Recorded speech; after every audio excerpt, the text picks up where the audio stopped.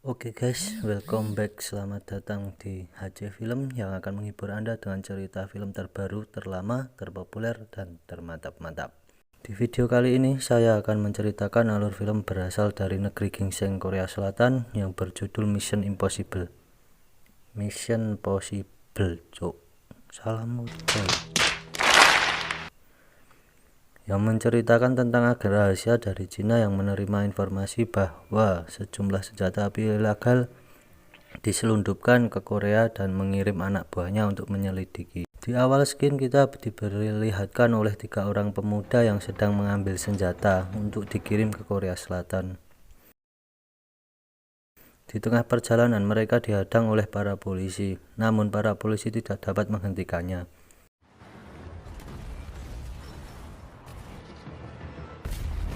Berlanjut dengan Kepala Chow yang sedang berdiskusi dengan direkturnya. Kepala Chow ingin menghentikan penyelundupan ini dengan timnya dan meminta izin ke ketua. Namun, ketua malah mengirimkan seorang yang baru bergabung di agennya, yaitu Yoo Da-hee. Dan film pun dimulai. Berlanjut ke skin seorang pemuda yang bernama Woo Soo-han yang berada di dalam kamarnya yang sedang melihat koleksinya. Dia ngoleksi barang-barang Red Velvet ya. Oke, lanjut. Mantan istrinya masuk untuk mengunjunginya dan mengembalikan uang milik Soo-han yang diberikan kepada istrinya untuk operasi anaknya.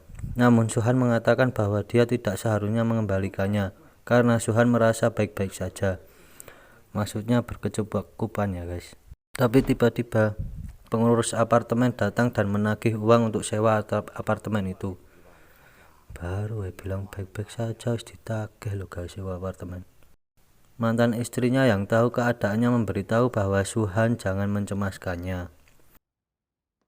Dan berlanjut di sebuah restoran Cina di Incheon, Korea Selatan, Ketua Chow bertemu dengan Yoo Da-hee untuk menjelaskan misi yang dilakukan oleh Yoo Da-hee. Agen Chow yang bertemu dengan agen Ama untuk meminta bantuan agar Da-hee berhasil melakukan misi ini. Dan agen Ama meminta kepada agen Chow anak buahnya suruh ke kantor sementaranya. Skin berlanjut, Da-hee yang pergi ke alamat yang telah dikasih tahu oleh agen Chow dan sesampainya di sana, Da-hee bertemu dengan Soo-han. Soo-han yang tidak tahu apa-apa dia kebingungan. Pokoknya di sini sama-sama bingung karena mereka ngobrol nggak nyambung gitu ya. Dan sampai akhirnya Da-hee menjelaskan ke Soo-han apa yang akan dilakukan. Namun di saat ingin menjelaskan, ada seorang ibu-ibu yang kehilangan anak anjingnya. Ibu itu ingin Soo-han mencarinya, namun awalnya Soo-han tidak mau. Setelah dikasih kotak perhiasan langsung dah mau melakukan itu. Setelah ibu itu pergi, Da-hee menjelaskannya kembali. Dia menjelaskan bahwa kita sebut saja namanya Park. Dia menyelundupkan 500 pistol dari Cina ke Korsel. Dan tiap malam, Park pergi untuk bernari tanggo. Nah, misi mereka adalah untuk mengkloning HP-nya Park agar mendapatkan informasi. Saat malam harinya, Da-hee dan Soo-han melancarkan aksinya. Da-hee yang mengajak Park dan Sa berhasil mencuri HP-nya dan diberikan ke Soo-han. Soo-han yang ingin mengkloning HP-nya ternyata HP itu adalah HP lipat dan portnya atau colokannya tidak sama. Alhasil tidak bisa mengkloningnya dan hanya menemukan pesan kepada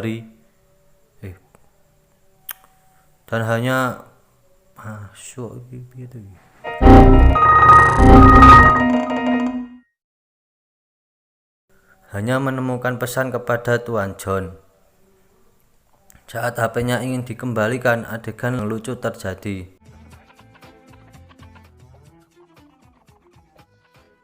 Sampai akhirnya ada telepon masuk dan mereka berdua saling bertabrakan agar Tuan Park terjatuh dan HP-nya langsung dibuang ke lantai. Pada saat mengangkat telepon, Tuan Park ditembak menggunakan obat kalium klorida agar terkena serangan jantung dan akhirnya meninggal. Yoo Da-hee dan Soo-han yang berada di situ dicurigai oleh polisi karena mereka baru pertama kali berada di tempat itu. Setelah mereka tidak ada bukti, akhirnya mereka bisa pergi dari kantor polisi. Namun ketua polisi itu meminta anak buahnya untuk tetap mengintainya. Skin berlanjut diperlihatkannya agen Ama yang terbaring di rumah sakit. Jadi sebenarnya Da-hee ini dibantu oleh agen Ama. Tapi karena kecelakaan di awal film, agen Ama yang menyewa apartemen Suhan untuk bertemu dengan Dahe tidak bisa datang. Malah Dahe bertemu dengan Suhan. Oke, lanjut. Di pagi harinya, Dahe menemui Suhan lagi, tapi Suhan datang terlambat karena sedang mencari Dorothy atau anak anjing yang hilang itu. Kayak lagu ya. Dahe memberikan informasi bahwa bos mafia Rodeo mati karena tertembak, dan Suhan pun terheran senjata api sekarang sudah ada di jalanan. Dahe yang ingin mengetahui tentang situasi ini meminta Suhan untuk mencari orang yang tahu informasi seputar geng bos atau mafia Rodeo ini. Suhan pun ingin mengantarkannya, tapi harus ada uang dulu, dan Dahe yang berberat hati ngasih uang ke Suhan. Adegan berlanjut, Dahe dan Suhan sampainya 2 kali skripnya. Adegan berlanjut, Dahe dan Suhan sampai di tempat informasi ini itu yang ternyata dia adalah peramal. Emang Suhan ini bodoh loh, suruh cari informasi malah ke tukang dukun. Suhan pun memberikan uang ke peramal itu, lalu Dahe pun bertanya dengan peramal itu apa dia tahu kabar tentang bos mafia Rodeo itu. Peramal itu ngasih tahu tentang bos mafia itu yang akhir-akhir ini menemui peramal untuk berkonsultasi apa dia akan mati oleh peluru. Dan peramal itu pun ngasih tahu ke bos mafia itu kalau dia tidak akan mati oleh peluru. Sampai akhirnya Dahe ngasih artikel kalau bos mafia itu dibunuh tertembak. Ternyata bukan cuma Mama Lauren yang salah meramal, ini juga salah, cok. Dan peramal itu pun menjelaskan bahwa di Korea tidak akan terjadi perang antar geng kecuali satu geng yang bernama Klan Kapak. Sebelum pergi mereka diberi jamuan berupa jus oleh peramal itu yang ternyata jus itu sudah kadaluarsa. Dahe pun ingin menyelidiki Klan Kapak itu, namun Suhan tidak mau. Alhasil mereka berdua taruhan jika Dahe bisa memukul Suhan, mereka berdua menyelidiki Klan Kapak. Dan Suhan pun terpukul oleh Dahe sampai mimisan. Adegan berlanjut, Dahe dan Suhan sampai di tempat Klan Kapak dan mereka menyamar sebagai polisi dan menanyakan lagi tentang perdagangan senjata, namun orang itu juga tidak mengetahuinya. Suhan pun berbicara jika tidak mengaku akan kami tangkap, dan orang itu pun diborgol oleh Suhan. Borgolnya lucu cok, warna pink cok. Orang itu pun curiga bahwa Dahe dan Suhan bukanlah polisi. Namun ada geng lain yang datang ke tempat Klan Kapak dan membunuh anggota Klan Kapak. Lalu para geng itu langsung pergi begitu saja. Sebelum Dahe pergi meninggalkan tempat itu, mengambil HP milik Klan Kapak itu. Karena Dahe tidak bisa membuka HP milik anggota Klan Kapak, meminta Suhan untuk mengantarkan ke seorang hacker. Namun Suhan yang tahu situasi ini meminta Dahe untuk mencari bala bantuan karena geng ini sudah profesional. Namun Dahe tidak mau karena ini misi untuk dirinya sendiri, karena itu harus menyelesaikan tanpa meminta bantuan. Seperti biasa, Suhan meminta uang lagi untuk membayar hacker. Setelah sampai, seorang hacker itu pun fans boynya Red Velvet, sampai sama seperti Suhan. Lalu Suhan memberikan uang itu kepada hacker itu. Setelah membayar, hacker itu langsung mengerjakan keahliannya. Setelah mengetahui informasi yang diinginkan, mereka pun pergi. Dahe yang sakit perut karena meminum jus kadaluarsa di hari peramal tadi, mereka sampai ke salah satu rumah dan masuk ke dalamnya. Dahe yang tidak tahan langsung pergi ke kamar mandi dan ternyata di dalam kamar mandi itu ada mayat. Mayat itu bernama Kim Yong-gu, seorang kepala keamanan Mugwang Internasional, yaitu maklar persenjataan. Dan mengecek eksekutifnya atau direkturnya yang bernama John Ho. Nama ini mirip dengan yang ada di HP-nya Tuan Park. Dan John Ho ini akan mengadakan perayaan di Hotel Alvin. Perayaan ini mengundang anak adopsi dari luar negeri, dan Dahe dan Suhan pun merencanakan sesuatu untuk datang ke perayaan itu. Dan pas pengetahuan Dahe dan Suhan, mereka sedang diintai oleh agen yang bernama Nis. Scene selanjutnya diperlihatkan sekelompok geng yang sedang mengecek senjata. Dia merupakan geng yang membunuh anggota Klan Kapak tadi. Dia bernama Zuri, Darong, dan Sarung. Sarung kan yang buat sholat. Maksudnya Sarong. Dahe dan Suhan datang ke perayaan Tuan John Ho. Di situ Dahe menanyakan ke Suhan apa Suhan melaporkan mayat yang ditemukan dilaporkan ke polisi. Dan Suhan pun menjawab dia sudah melaporkannya dan menelpon polisi menggunakan telepon umum agar tidak terdeteksi. Dan akhirnya John Ho pun masuk ke perayaan itu. Dahe dan Suhan yang telah merencanakan untuk memasang alat pendengar mendekati Tuan John Ho dan melancarkan aksinya. Di pertengahan perayaan ini, anak buah John Ho mengatakan bahwa ada klan kapak datang dan John Ho pun menemuinya. Terjadilah perkelahian antara anak buah John Ho dan anggota klan kapak. Perkelahian pun berhenti dan ketua klan kapak itu ingin tahu siapa yang telah membunuh anggotanya. Dan John Ho pun bilang yang melakukan itu adalah geng Buk. Di sini sudah ketahuan kalau John Ho ingin mengadu domba antar geng. Akhirnya ketua klan kapak itu pun membeli senjata dari John Ho. Sharong yang mengetahui bahwa yang mematahkan hidungnya ada di situ langsung ngasih tahu ke Tuan John Ho. Karena Tuan John Ho masih disadap, Dahe pun tahu kalau dia berdua sudah ketahuan dan langsung melarikan diri. Namun terhadang oleh anak buah John Ho. Dan mereka pun berkelahi, sampai akhirnya mereka berdua tertangkap. Pira ketangkap ditodong go bedil. Mereka berdua dibawa untuk menemui John Ho dan dimintai keterangan apa tujuannya mereka berdua ke situ. Johan yang bodoh mengarang cerita kalau kesini setelah dipekerjakan oleh Kim Yong-gu untuk mencari Dahe yang mencuri emasnya. Namun John Ho tidak percaya begitu saja karena Suhan berada di tempat klan kapak pada saat pembunuhan terjadi. Suhan pun akan dibebaskan namun harus membantu John Ho. Setelah itu, Suhan dan anak buahnya John Ho sampai di gardu pos polisi dan meminta Suhan untuk membunuh semua polisi yang ada di sana. Namun karena Suhan melihat mantan istrinya, Suhan malah menembaki anak buahnya John Ho.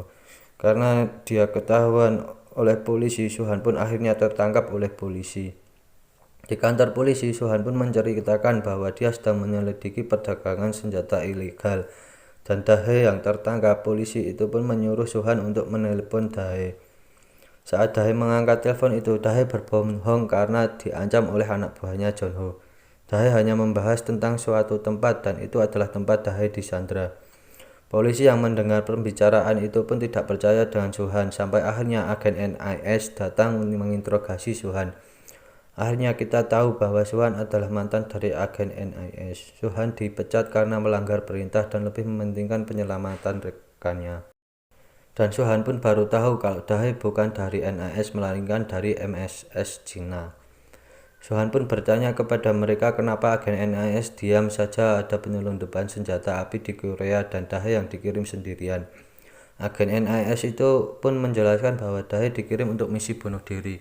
Dan ini semua sama seperti waktu Suhan yang dikirim ke Thailand. Bedanya Dahe bukan berasal dari Korea Selatan dan agen NIS tidak ingin ikut campur. Suhan yang ingin menyelamatkan Dahe mencoba untuk kabur dari kantor polisi dan membawa mobil milik ketua polisi itu. Dan Suhan pun menelpon hacker yang tadi membantunya untuk mencarikan lokasi yang Dahe bilang waktu ditelepon. Sesampainya Suhan pun langsung masuk ke sana dan mencari keberadaan Dahe. Setelah menemukan Dahe, Suhan berusaha untuk melepaskan tali yang mengikat Dahe. Setelah selesai, tiba-tiba Sharong datang dan terjadilah perkelahian antara Suhan dan Sharong. Karena Suhan ini merupakan mantan agen 707 jarak dekat, pertarungan itu pun dimenangkan oleh Suhan. Dan Sharong pun meninggal. Darong dan Yuri yang mengetahui ini langsung menyuruh semua pasukannya dan dibantu oleh klan kapak untuk mencari Suhan dan Dahe. Saat dalam situasi genting seperti ini, Suhan mendapat SMS kalau anak anjing yang tadi berhasil ditemukan. Bukannya minta bantuan malah masih ngurusin anak anjing ini anak. Sampai akhirnya semua anak buah telah dikalahkan oleh Dahe dan Suhan. Dan pada saat akan melanjutkan, Dahe yang akan melawan ketua klan kapak dan Suhan melawan Darong. Sampai akhirnya pertarungan dimenangkan oleh Dahe dan Suhan. Sekarang tinggal satu lagi yaitu Yuri. Suhan pun bertemu dengan Yuri yang nggak tahu Yuri itu menyebut anggota girl group atau memang dirinya karena sama-sama menggunakan baju red velvet. Yuri pun mengajak Suhan untuk berduel menggunakan pisau karena emang bodohnya Suhan malah menembaknya dan ketemulah mereka dengan John Ho dan menangkapnya.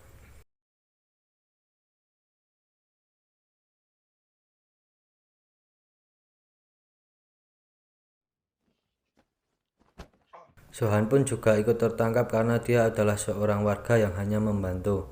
Lalu agen NIS itu datang dan akan mengeluarkan Suhan, namun Suhan harus bergabung lagi di NIS. Suhan pun menerimanya karena uang yang begitu banyak. Lagi-lagi uang. Sampailah kita Diskin berada di rumah sakit. Mantan istri dari Suhan diberitahukan oleh suster kalau anaknya siap dioperasi, namun dirinya bingung karena dia belum membayarnya. Setelah itu kita diperlihatkan Dahe yang menemui agen NIS untuk melakukan sebuah misi, dan Dahe kaget partnernya adalah Suhan. Dan film pun tamat.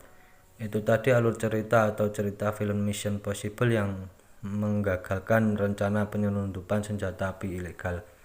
Jika kalian suka dengan video ini, jangan lupa klik tombol subscribe-nya dan jangan lupa untuk notifikasinya. Jika kalian ingin request film, silahkan tinggalkan di kolom komentar ya guys ya. Terima kasih dan wassalam.